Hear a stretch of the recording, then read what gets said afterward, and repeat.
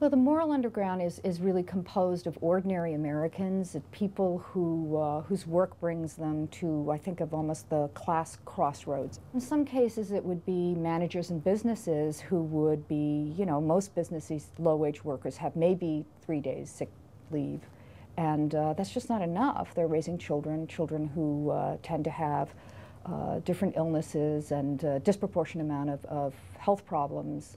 And so they find themselves in a place where they're supposed to punish, they're supposed to dock pay, they're supposed to write somebody up because this mom stays home with her child. And they decided they'd had to disobey that rule.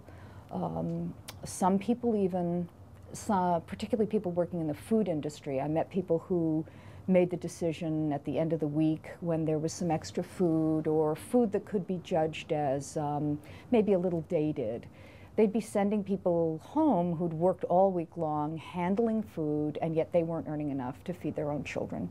So some of that food found its way into bags and would be sent home with these workers. Another act of a kind of economic disobedience, deciding that people and their families were more important. So these were acts which, if composed together, putting them together, began to sound like a moral underground.